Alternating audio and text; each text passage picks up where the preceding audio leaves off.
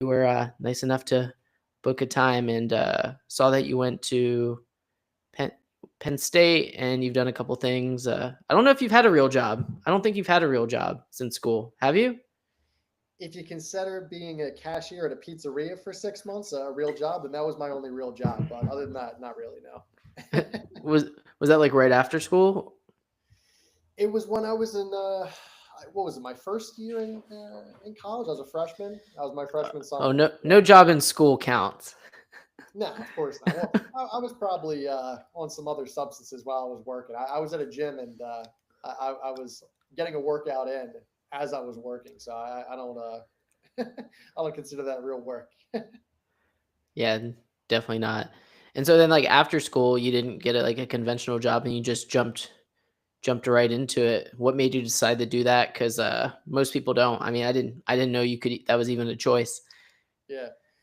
Dude, actually, it was out of necessity. Like my dad, I'll kind of tell you the story. Like, went to prison. He was indicted by the government. Like, he bought this bar with like all this stolen money from like his previous business. So obviously not very good. And then it's like my freshman year. I'm hearing all about this, and I'm like, man, like am I going to do? I was in this engineering degree, bro, and I just hated it. I was with no offense to them. My stepbrother's an engineer. I'm going to Denver as a bachelor party next week. Nothing bad against engineers, but it got to a point where I was just, oh man, I need to like be with my own tribe, and I felt digital marketing was my call.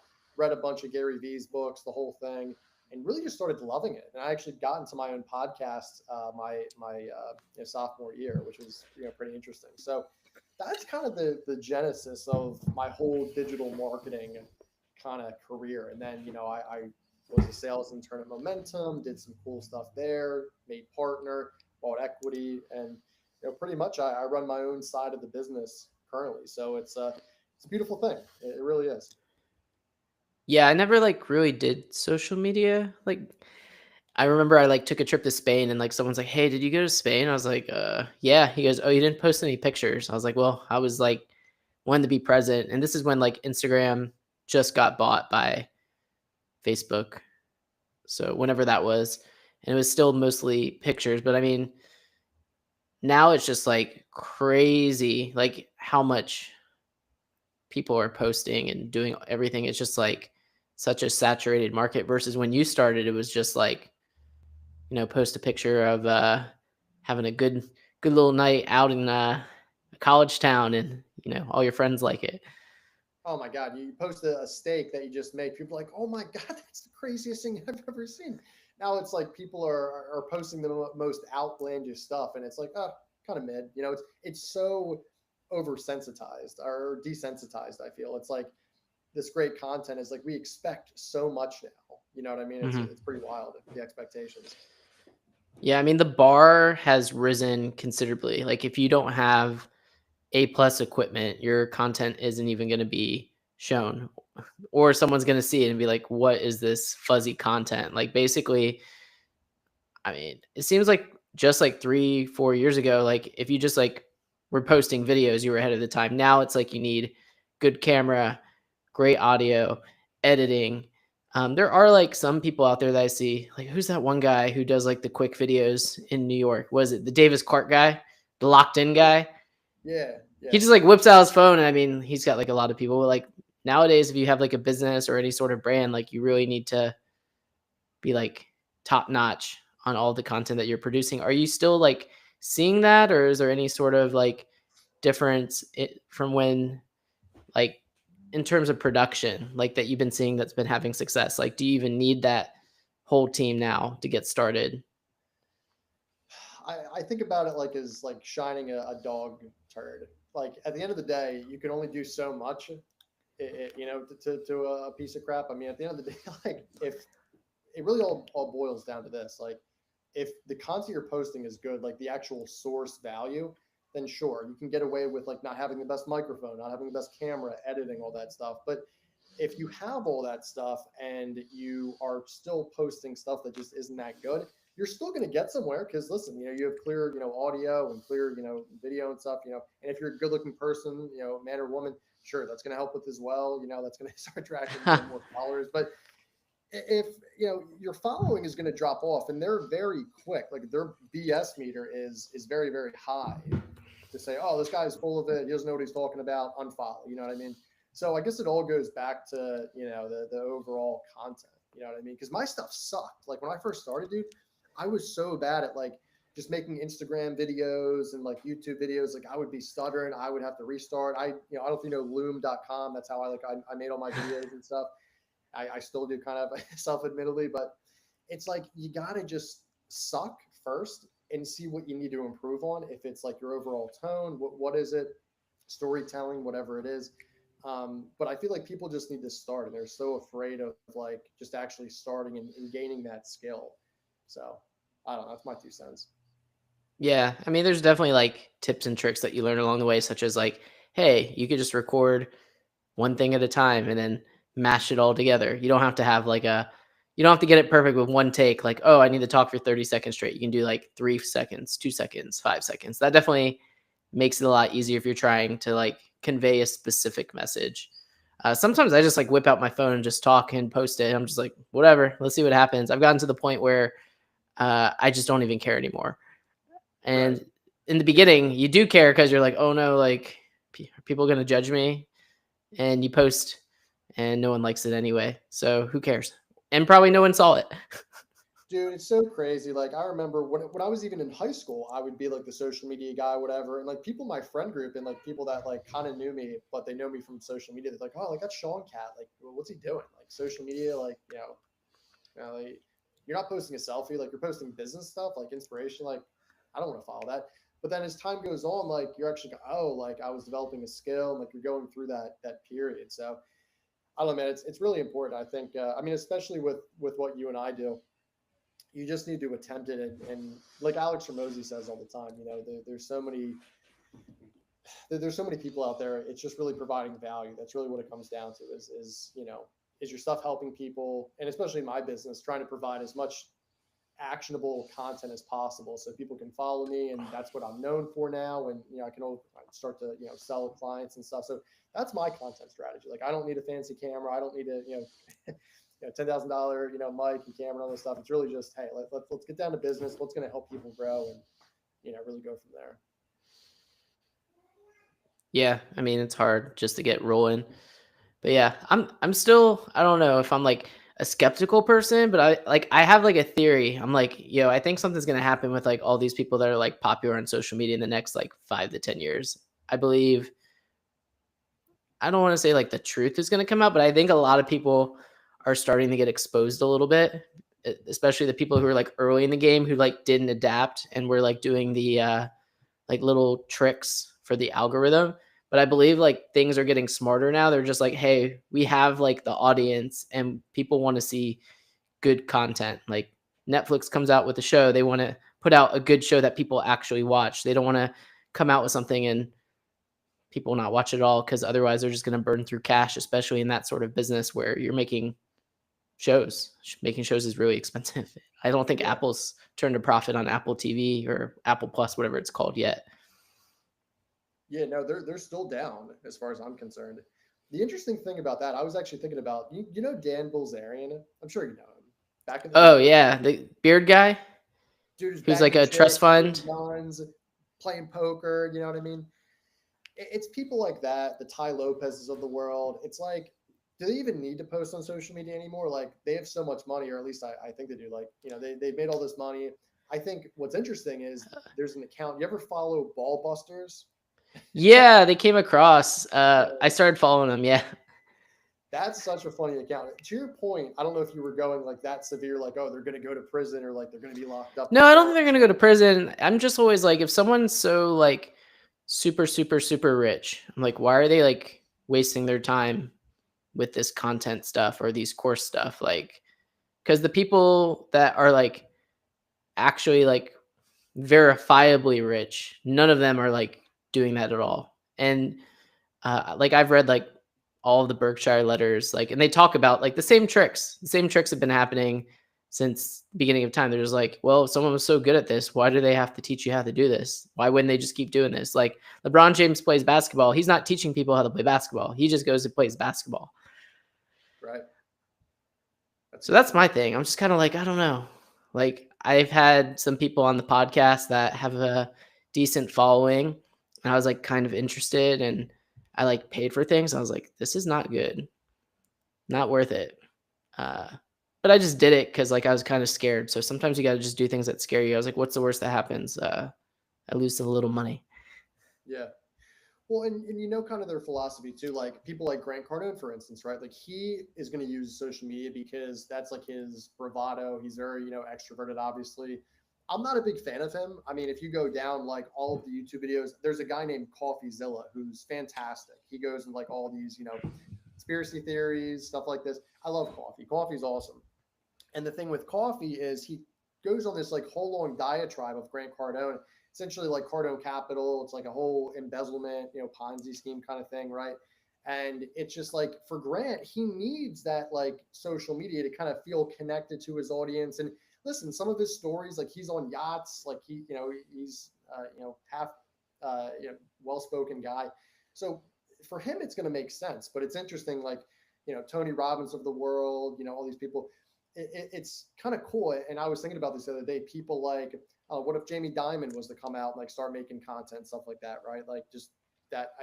Obviously doesn't need to do it, but I mean, I don't know. It's an interesting thing. I mean, I definitely think it's needed for people like you and I, especially people like Grant. People who are in these different sectors, and honestly, any sector really needs social media. It's just how well are you conveying your message and how much are you providing value? Because I think you need to have a whole strategy behind it.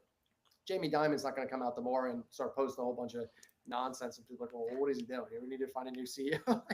What's Yeah. going on here? So it's a catch-22, man. I mean, it's all dependent on how much value you're bringing and how much stuff you can teach other people. Because to your point, like LeBron James, he's one of the greatest players of all time. He's going to be doing that. Bobby Flay, he's one of the best chefs of all time. Like he has all these courses. But to your point, you get to know how well people are and how good their stuff actually is very, very quickly. So to your point, I think that's one of the best things in 2025 is you're actually able to check out, hey, is this person good or not? And you can kind of go from there.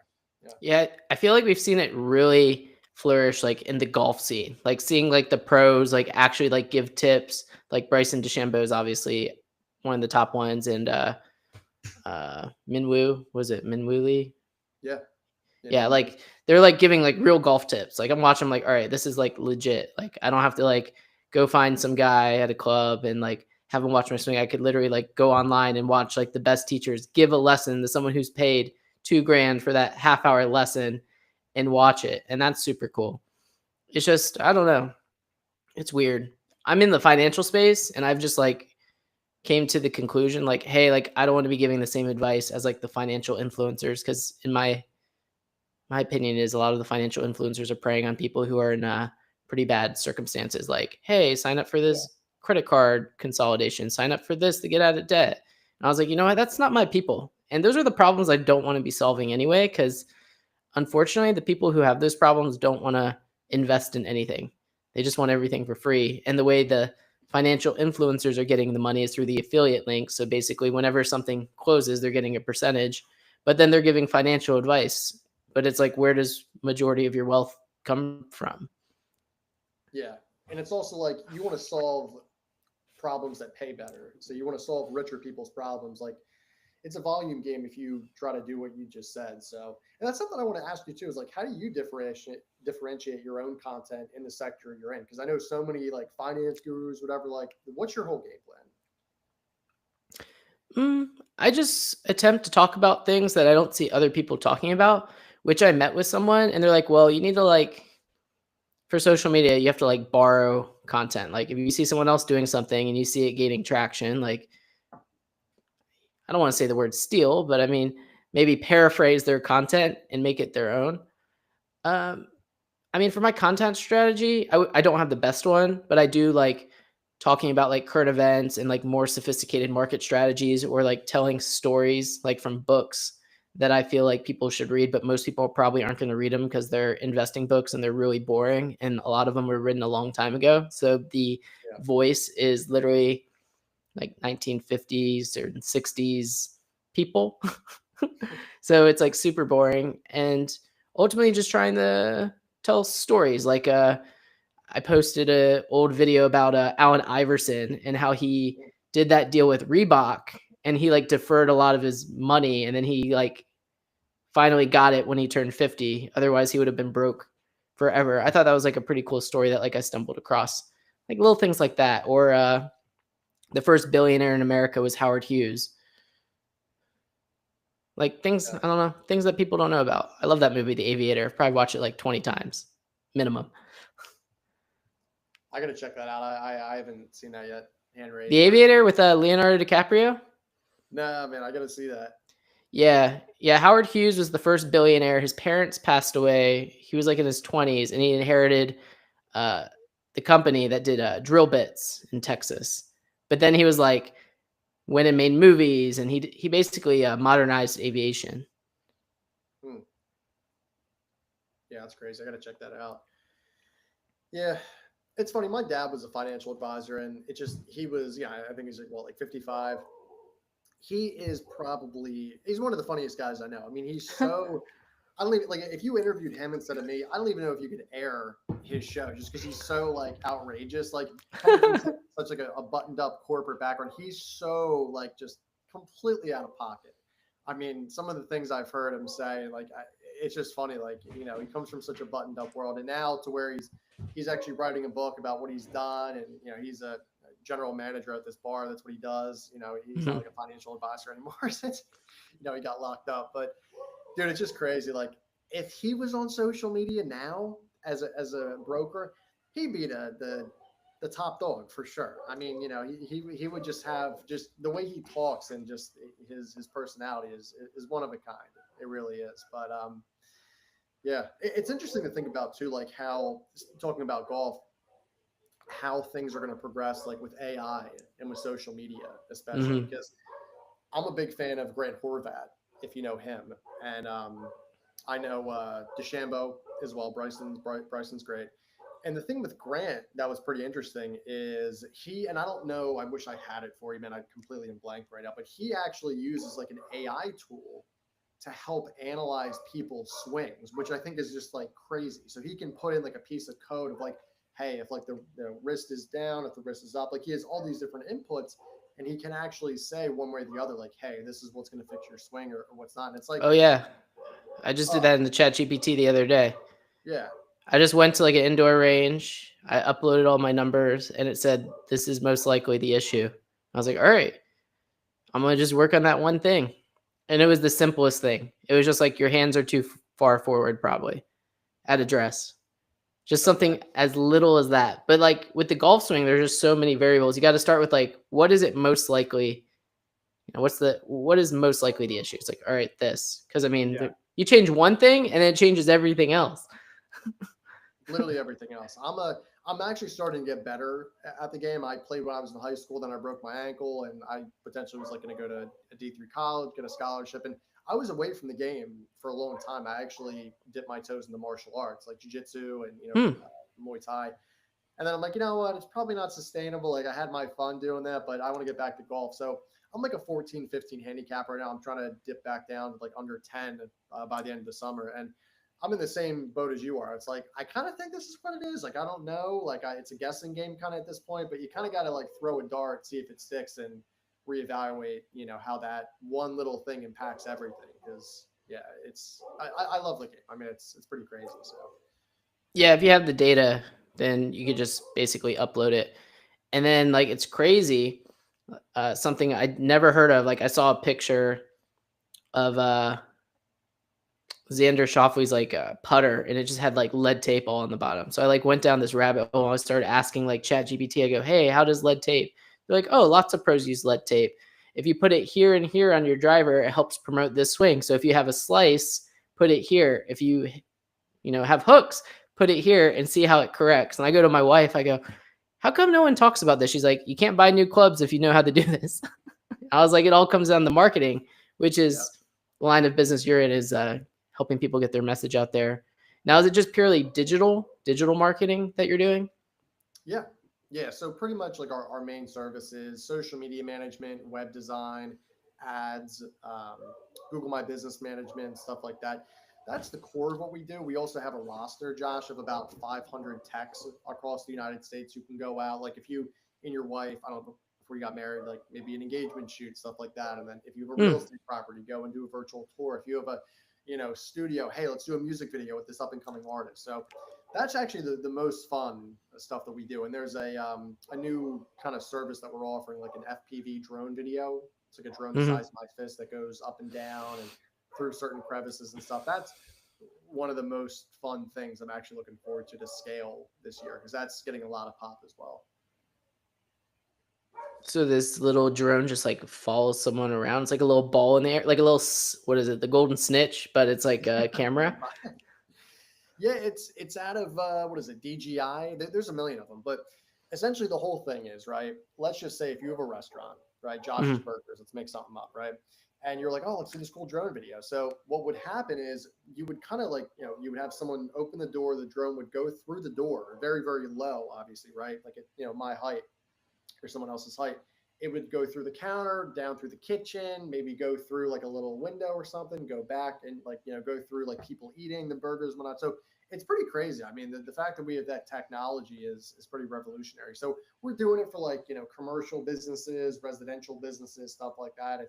It's wild, man. I mean, it's very, very expensive, and the insurance policies are definitely warranted, but haven't crashed a drone yet, but it's been fun, man. I mean, that's some of the most enjoyable stuff. Are you flying the drones yourself? No, so how our marketing team does it is like I'm pretty much like the creative director, shot list. I'll put everything together, and then I have a director of operations who goes and schedules the drone pilot, and then the drone pilot essentially is just, hey, here's what I got to do. Here's what we're doing, and here's the personnel involved. Here's kind of the whole story behind it. I sometimes will be on shoots if it is like a large enough thing where I need to be on it, but very rarely. I mean, I'm mostly like behind the scenes, like kind of just like running things, and that's kind of my whole spiel. So you're like the coordinator up in the booth with the headset. Yeah, yeah. I'm the who's the Patriots head, Josh Jacob. Well, I whatever it is. don't I don't even remember. I messed up my own analogy. I don't even know why I said Patriots. I should have said Eagles, but you know what I mean. Yeah, I'm pretty much quarterback in the whole offense, and telling people what to do, this, that. So yeah. Yeah, digital marketing is a crazy space. How do you guys stand out? Because there's a lot of people out there who are don't know what they're doing in the digital marketing space. I feel like Yeah. it's pretty. Is it crowded? Is it like really crowded, or is that just something that I feel like everyone like I see a lot of people do in digital marketing? Well, it's like social media marketing, man. The barrier to entry is so low. So it's like, how do you actually stand out? And like you were talking about when you bought that one guy's course, um, not the best kind of fit. So it's like, how do you kind of differentiate who's good and who isn't? It's tough. I mean, the in regards to digital marketing, it's actually very hard to show, like, because listen, I could steal a case study, I could steal a review. Like, the work is the main thing that matters. So I think the main difference that people actually hop on us for and go with us is the fact that my business partner Mac, he actually used to work for Google back in the Mm, day, the ads department. And then I actually used to work for Google as a photographer. hmm. So I think with that Google accreditation, it actually sways people a lot, because not just from the photo and the digital marketing side, but just the fact that we were able to work at, let's call it what it is. I mean, it's one of the most valuable, if not the most valuable company in the world. It stands out a little bit, but I think these up and coming marketers, listen, man, I mean, if I was a one man operation, I don't know if I admit this, but it's so easy to like steal things and like, different concepts, and, oh, you can make myself look great tomorrow. I can make a landing page and social media, buy a bunch of followers. I can make myself look very successful. So it's tough out there. So you have to have a really good set process. But I think that's probably the main thing that we use to stand out, I would say. What's like the first step that most people need to be taking when setting up their digital footprint, regardless of what business they're in? It's a great question. I mean, I shouldn't be saying this in 2025, but I'll say it anyway. A lot of businesses just still don't have websites, which is like Yeah. crazy to me. You know what I mean? Like, people don't have social medias. Okay, we can work with that, but don't even have websites. Like, that's crazy to me. You know what I mean? So the biggest thing is getting the website done. Second thing is, especially if they're like a service area business, contractor, whatever, right? Establishment, what have you. you got to get a Google business profile. Like that's the most important thing. Like, so for instance, if I had like my own Irish bar, right, I would have, a bunch of reviews, photos of the food, of the drinks, of, maybe there's this like, Irish band coming to play outside, right? Stuff like that, certain events and promos and whatnot. So that's very important. It's like Google's own social media. So if you were to Google, like if you're stopping in Philly for the first time, oh, Irish bars near me or in Center City, and then my bar pops up, that's invaluable because then that person's going to come to the bar, oh, a bunch of cool reviews. Like they're not going to spend more than 10 minutes trying to find an establishment. They're going to go to that and go from there. So that's the second thing I would say.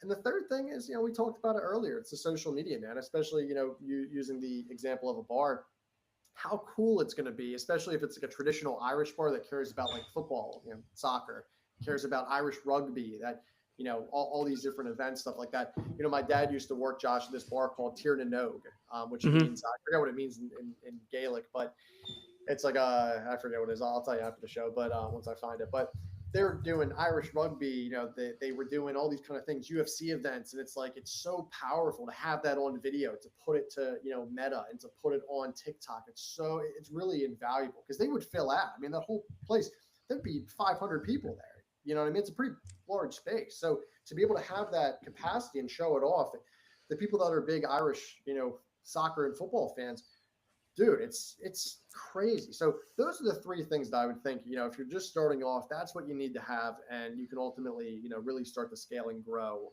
from those three parameters. Yeah. I've had to do some crazy things to get approved on Google for the Google My Business. Yeah. Last one was we opened up an office in Arizona, and like I did the whole thing. Like I paid for the office. Like it was legit. Like it wasn't me just like trying to bamboozle the system like a lot of people did, where they would just like get a PO box and then Google would send them the code. Like that doesn't fly with Google anymore. You got to do like the real video. So I had to go to I extended my trip in Arizona, and I went to Walmart, and I got some got a poster board, and I got stickers, and I got magnetic tape, and I spelled out 369 Financial, and I posted it on the poster board, and I cut it out, and I threw it on the sign, and then I went through and I videoed it with, it said 369 Financial on the sign. I went through the office, did the whole thing, approved. Dude, that's genius. Yeah, I have it on my fridge now. It's just like, like the stickers that people like put on like their houses or like on their mailbox. Yeah, I just did that and did 369 Financial, and I cut it out and I threw it right on the sign with the address. And I like went through, I was like, approved. Other places I just like slapped up a sign on a door and like I showed them like, hey, this is the office, and it worked, but it wasn't working this time around. Way to go, man. That's taking measures into your own hands right there. I mean, Well, I didn't want to go back to Arizona like anytime soon. I mean, I flew there from Maryland. I stayed there with a friend. It was fun, but I was like, dude, I just need to get approved because like in our business, it's like all about like trust. And like by having those different Google My Businesses like Arizona, Maryland, Florida, we can do like targeted ads in those areas, and people search and they see like an office comes up with an address and like, oh, like this is legit, versus like if I just had like my Florida address and I'm running ads in Scottsdale, Arizona, and they see I'm in Florida, like people are not even going to pay attention to that. Oh my gosh. Yeah. And dude, that's one of the biggest, like, I would say like, oh, Sean, what's your like little low ticket item, people getting the foot in the door. That's the biggest thing that we're seeing right now, man, is people who need their business profile reinstated. They call us, they find us on YouTube, they find us on social media. That's one of the biggest things that I'm promoting right now is getting their business profile back up on Google, especially if it's like a, mom and pop shop, plumbing company, small thing like that. Like that's imperative that they have their business profile back on. So kudos to you for, doing something as creative as that. That's pretty awesome. But so many people just don't know how to kind of think outside of the box. That's why they hire us. And then it's like so much easier to build a relationship. And it's like, oh, social media, website, ads, all this stuff that comes out. So good for you, man. That's awesome. That's a good story. Yeah. I mean, I had like an idea for a blog, and I paid someone like, I didn't know. I was like, it was what was the name of the blog? I first called it like the Millennial Slackers Guide. Then I changed it to like Unconventional Money. which is now like the name of the podcast. But basically, like I was writing content about like business, money, health, relationships. Like paid someone like $5,000, like nice site, like doing all the things. I was like, yo, this is gonna be it. And then I was just like writing articles every week. Like I probably wrote like 300 blogs, and then just like nothing about the site, like no traffic. And then I saw like who is the dude? Grant Sabatier or something. And like he had this site that he sold. I was just like, I like read through his content. I'm like, yo, none of this is good. Then I realized like all SEO is just like a game that people got into early enough to win the game. Yep. And I was like, I'm just late to this game. Mhm. Nor do I want to play this game because this doesn't seem like a good way to live a life. Just always having to like push out content all the time. And so like I learned a lot about that. And like right now the big thing it seems like Google is indexing your website because you could have all these blogs and Google's not even reading it. No. And on top of that, people are using ChatGPT to write articles that Google doesn't approve because it's written by AI, so they'll penalize the site even more. Like blacklist them. Yeah, it's like I used to rank for this one blog. I think it was how to get 10,000 followers on social media because everyone wants like, I mean, it doesn't mean that much anymore, but like back in the day on Instagram, it's like you get that nice 10K and it doesn't like spell out the whole like 9,682 kind of thing. So it actually looks really cool. And I wrote a blog about that, but I used ChatGPT and I had to kind of reword it. We got a huge spike originally, and then it just tanked because Google indexed it, and they're like, oh, you're gonna need to like change it up a little bit. So we have the ranking back, thank God. But I know a lot of people that they only use ChatGPT to write blogs, and their website gets no traffic because it's all crap. So Well, maybe all those blogs I wrote will come through one day. I don't know. We'll see. yeah, hope so. But yeah, it's pretty like demoralizing when you like actually spend the time to like write good stuff. Like, and this was before ChatGPT, so like literally had to write it out and then just like put it on the website because this is what they tell you to do. You're like, oh, you need to do blogs, you need to do this, and then you do it all, and then nothing happens. Yeah. I remember when I graduated college, man, like I graduated Penn State in 2020. I'm still like somewhat of a baby in the industry, but I really enjoyed writing blogs and like learning that as a skill. And I feel like now it's like kind of obsolete, right? Like, cause you can use AI to write certain, copies, some certain like, stuff like that. I mean, you got to kind of reword it, but yeah, I mean, it's a skill that unfortunately is going to be extinct pretty soon, I would say. But it's something I love to do. I mean, I really do enjoy like the whole process of writing and creating copy and content and stuff. But I don't know. We'll have to see. I mean, the whole AI stuff is very interesting to me for a lot of reasons, obviously, but for video in particular, because you can essentially like, what's the name of the it's not ChatGPT, it's like Sora. Sora, yeah. That thing is going to be pretty dangerous soon. Like just not. Oh, With, I've like, already made videos on there. yeah, it's so good. It's almost too good. Yeah, I came up with an idea. I don't know if it was a good one, but I was like, let me write songs about investing and then use Sora to make like a mini music video about it. So I did like if Morgan one I did was like if Morgan Wallen wrote a song about investing, what could it sound like? I don't know. I thought it was a good idea. I did like 3 or 4 of them and that was it. Maybe I need to be more consistent because I've seen like some channels that are like strictly AI that are like super funny that are like blowing up. One of them is my favorite. I'm kind of scared to like say it because it's probably super inappropriate for me to say that I follow it. Yeah, I have a very messed up sense of humor, so I think I know what you're talking about. But yeah, I've seen those videos as well. It's hilarious. Has to do with people like riding dolphins and doing all sorts of crazy things. Yeah, it's wild. So Other than that, you said you're a serial entrepreneur. So outside of the, what was it, 360 Momentum, what else are yeah, you working on? own a boxing gym with a buddy of mine that just launched. Pretty much like a silent partner in that. Just doing some marketing here and there. I really do enjoy martial arts. I like to give back and just I'm a blue belt in jiu-jitsu, and Muay Thai, there really isn't like a belt system, but I feel like proficient enough. So I want to definitely help with that and see, if I can offer any, guidance outside of like my, investing in the place. And then on top of that, I also own a bunch of residential property in Philly, and then I have a condo in Puerto Rico I use as like an Airbnb. So, dip my toes into real estate a little bit.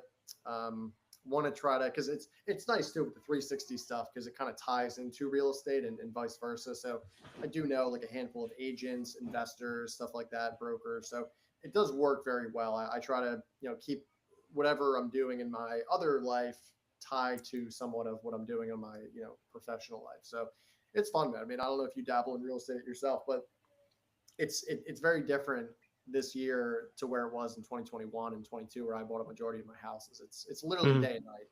Mortgage rates, prices, competition. It's crazy. Yeah. I bought a house in 2015, and then uh, it was across the street from Section 8 housing, and they were talking about possibly tearing down the Section 8 and like doing like a entertainment district. And I was like, if Yeah. they do that, I'm keeping this forever. But then they just rebuilt the Section 8, and so I decided to get rid of it, lock in a gain, and then now I just focus strictly on 369 Financial. I'm just focused on one thing, Yeah. and just that's it. That's all I'm doing. I think that's smart. I mean, if I don't know. I feel like in retrospect, I made the right decision, but at the same time, it's like, oh, I got to deal with like this like tenant dryer, like this tenant roof or whatever. So it has its cons to it. But at the same time, like I think Alex Ramosi talks about this well and kind of describes it. Like he puts a bunch of empty cups on a table. He has a full glass of water, and it's like, hey, this is the allotted like mental space you have to work on a certain project. And he's like pouring certain things. Before you know it, the cup itself is only like half full in all of them. So it's like you can only do so much until you're spread so thin. I think for me, like what I did was I grew the agency to like 7 figures. And then from there, I was like able to really dedicate some time to actually buy certain rental properties in the city that like, I actually am like pretty good friends with these tenants and like we have a really good like working relationship. So I have the time to dedicate to that. People are just starting off, man. It's so hard to like, okay, you're going to dabble in real estate. You're going to do a marketing thing. You're going to be like an affiliate marketer too. You're going to be a podcaster. Like there's so many different things that you can do. And it's like, what ultimately do you like to do? What's going to make you money? What's going to really like serve a purpose in your life outside of just making you money on top of that? Mhm. Those are some questions I would wish I would have asked myself a little bit more, because maybe it wasn't marketing. What if it wasn't podcasting? So I don't know, maybe in another life I would have been a gosh, what I would have been. I don't know. Oh, well, I'll have to Another ask reason myself. to watch The Aviator is because like if you get the one really good business, and then that essentially helps you scratch that itch on other projects. Like basically Howard Hughes like made all this money from Hughes Tools, and he took that money to like go make movies and build airplanes and do all sorts of crazy things. I believe he owned most of the land in Las Vegas too. I mean, it just came out not too long ago. I've been following the company for a while. Bill Ackman just like put in like 900 million into Howard Hughes Holdings, and they own like a lot of land, I think, in like Hawaii as well. And they're looking to do like all these developments. So Yeah. it's pretty interesting stuff. Yeah, it really is. I mean, I want to take a look at that movie as well. Individuals like that are very interesting. Like your Howard Hughes of the world, your Walt Disney's of the world, your Elon Musk's of the world. Like that way of thinking, I think is just, I don't know. I mean, I don't want to, I don't think it's a dying breed. I think it's actually like more adopted now of just trying to make something out of nothing, especially with social media, especially with digital and just all the things that we're doing. Like there's always ways to innovate and make money and to serve a purpose. So I would argue entrepreneurship is like at the highest it's been in a long time. Whether it's good or not is another thing, because some people just aren't meant to be business owners. I think you can agree with that. But it's an interesting time, man. I think the acceleration of technology is so high right now. It's really going to be interesting to see. Okay, how is not just AI, but like just human life 5 years from now, 10 years from now, 15. Like, because I was born in '97. You know what I mean? I'll be lucky. I mean, I have some decent longevity in my family, so knock on wood, I can break 3 digits in age. We'll see. But I don't know. I'm a big health guy. I probably am one of the healthiest people I know in regards to like overall diet, stuff like that. I don't drink, I don't smoke, I don't, do drugs. I optimize sleep, like all the stuff you could think I do in terms of supplements. So it's just like, Cold plunging every morning. that's the one thing I don't do. Oh yeah. I had a thought and it went away. It'll come back. Yeah, I don't know. Uh, the way I see things is like some people like get in the business to like make money, and then other people do it for like a different reason. And I find if you do it for a reason that's not just like revenue generated, I feel like those are the people who have the most fun and end up like accidentally just like making more than everyone else just on, I don't know. It's just the way I see things because I've worked with different people who've had that like revenue generation mindset, like, sales cures everything, blah, blah, blah. I was like, well, like, you're not like building anything. You're just like, you need to like kill something every day just to like hit a number. However, like when you build something that's like actually good, that continuously earns money over time, you don't have to live your life that way. Yeah. And it's tough. I mean, you got to wake up and kill, using your metaphor, go out and kill that thing every single day, right? So it's tough. I mean, I think I wish I would have adopted that hand raised way back and focused more on product than anything. Because I think Alex Hormozi is one of the best like marketing people out there, like in terms of like actually like being an entrepreneur and like the nitty gritty and all that stuff. And Layla as well. I mean, they're such a power couple, and it's just product. That's really what it is, right? Getting referrals, growing the business that way.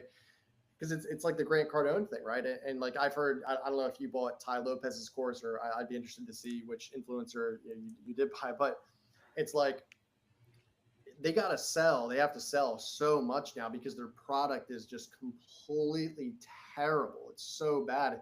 So they have to hit their nut every single month. Whereas if you have a good product and you can actually like continue to scale that and sell it, to your point, it's not even about making money, just a good, value add. And you get to build so much, not just revenue for the company, growing the company, but just people trust you more, they like you more. It's just good, better universal energy, I would say. Yeah, I don't know. Sometimes I like look at people, I'm like, maybe I'm doing it wrong. And then other times I'm like, maybe I'm doing it right. I was like, you know what? I'll find out eventually. But I mean, every time I look, like every year I've done better, every quarter did better. It's not like you don't think about it. It's not like, oh, like I know I think on your website said like one of the fastest growing companies. Like I wouldn't say my company's like fast growing, but it's very meticulous and it just keeps growing. So like since I think the first year in business, I made like $6,500, and then like had like super growth the next year. But like since then, it's been like 20, 30% every year, just like clockwork, without having to like. I don't feel like I work too hard. One guy I had on the podcast said I was too chill and I needed to like be more aggressive. I was like, it sounds like a lot of energy I don't want to waste. Yeah. So I don't know. He was also trying to sell me something. Oh my, are you serious? Yeah, he wanted me to like, I thought it was like a networking group of like professionals. I was like, this is a cool concept, but it was just like, he was like, it was like a workout thing. And I was just like, I don't need to pay like $2,000 to like get in shape. Like we just had a baby. Sorry, I'm not going to the gym every morning. Like my wife needs my help and we're not sleeping. So whatever, bro. Can I curse in this podcast? I don't care. It's still a free country, right? Dude, what a fucking asshole. That's crazy. I still follow him. And just like every time I see him, he looks sicker. I mean, dude, it's taking something out of your soul, man. I'm telling you. All that bad. I'm not like a energy guy, whatever. I'm like Christian, whatever. That's my thing. But it's like I do believe in karma. I do believe in that. Like, keep doing people wrong. I just talked to someone the other day. I was like, what the biggest thing, the biggest karma that we're seeing this year? Diddy. That is karma in a nutshell, right there. Pun intended on nutshell. Oh yeah. I mean. I don't know if I want to go down this route. You don't have to go down that road. I'm just saying, like, that is karma at its finest. Oh, yeah. The thing with Diddy is, like, Nah, I don't know if I want to go and talk about this, but I know this is going to air. People are going to listen to this. But Oh, you don't have to go down that road. Everyone already knows. You don't even have to say it. That's the thing. That's the like good part about like a punchline like that. Like you don't even have to go there because like you let people's imagination go there. and sometimes it's actually better than one punchline because it could be anything. So yeah, Yeah, leave it open um, ended. yeah, exactly. But yeah, man. I mean, it's one of those things like people talking to good people like you. It's good to connect, and I don't know. Like I'm a pretty open, transparent kind of guy. Like I don't like to sell people. I just like to help, and I think like I'm going to be 28 in next month. Josh, right? I'm still a very very young kid relative to like my overall life experience. But the one thing I will say is like I try to keep my. I mean, the biggest thing in my life outside of my soon to be 10-month-old golden doodle is my faith. Like I'm a very faithful person. I believe in Jesus Christ. I believe in God, and I think just those values that I've really adopted have been really just. And I know a lot of people that they have their own religion, which is beautiful too. It's just I can translate that to my professional world, just not lying and telling the truth, being doing the right thing. Like those things that are just so important to do. Just having that be consistent on a day-to-day basis. I think a lot of younger entrepreneurs, and I'm not like painting myself as like the best entrepreneur of all time. It's just because I have my flaws as well. I have many of them, but it's just I try to be as honest as I can, and just like it stinks. Like people like that, like they mentioned, you try to hop on a show. Oh, let me sell you on this thing. Oh, this is awesome, and it turns out to just be like a wasted relationship. You know what I mean? It's tough. Eh, whatever. Yeah, right. It's part of the process. So yeah, I mean, this podcast, I think we've done just posted like 105th episode. I'm not sure which number this will be, but like gaining good traction. I mean, it's just the law of large numbers. I mean, you just got to keep doing it, keep inviting people. People are reaching out now. So I deter some people because I already donated the money to that cause for the year. And I was like, I'm gonna have this many people probably on the podcast, so I know like I've already donated money. And I get all these people asking me, I'm like, hey, like, can you make a donation? And I get people respond, I do not. Like, I got one today in all caps. I do not pay to play. And I literally I'm literally donating. I'm literally donating the money because like the 9 and 369 stands for philanthropy. So even though it's not like a ton of money, I mean, it'll probably be, I don't know, 36, 72, 140, maybe a few $1,000s for the year, which isn't like crazy. At least like I'm still keeping true to like part of the pillars of our company. Because if you're not willing to donate $3, you're not going to donate 3,000 or more. Most Right. people aren't willing to donate anything. 100%, 100%. And that's honestly, I respected that about you because I have paid for podcasts in the past, like, oh, pay to play, whatever. I don't have a problem doing that. But once I read that it was for charity and it was like for a certain movement, right? That's where I actually got kind of excited. I'm like, wow, this is because I don't know, maybe this is like a really, you know, common thing that I see people, take, but I've never really seen this before. So this is actually a cool thing, and that's why I wanted to be on the show and talk and get to meet you and know you. And it's like I think it's a very very interesting angle, man. And you got to give yourself some credit because that's that just open yourself up, and it's a very very wholesome thing to do. For sure. Yeah. Well, I've learned if you want to identify a jerk fast, ask them for some money, and it doesn't even have to be a lot of money. Just ask them for anything and just see what they say.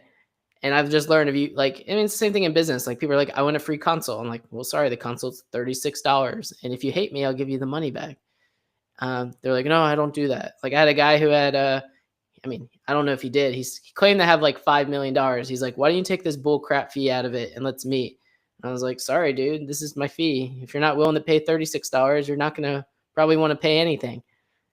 And Right. then I learned the reason he was looking for a new financial professional is because he picked one that was a low cost financial professional, and it ended up costing him probably like a couple $1 million in returns because he chose a low fee, low cost, low value service. But what do I know? Yeah, right. You're only a certified financial professional, and you know what you're talking about. You've been at it for a number of years. What do you know? Yeah, not much. Well, Yeah, right. cool. Well, happy to have you on. Anything else you want to say before we dip out here? No, if I'm able to give myself a shameless plug. No, I'm kidding. Yeah, sure. Do a Um, shameless plug. If anyone's made it yeah, this far, they deserve to hear it. I know. But yeah, no, if you guys seriously want to get connected with me, just go to needmomentum.com. That's where we have our hub of all of our marketing stuff. And the other thing too, for totally for free, we're giving out audits. So website, social media, Google Ads. Schedule a call with me. Call our number 215-607-6482. We can hop on a call and talk through everything totally for free. So just wanted to give that out there. But Josh, thanks for the time, man. I really enjoyed this. This was Yeah, a great thanks for coming on. We'll see everyone next time. Cool. We made it.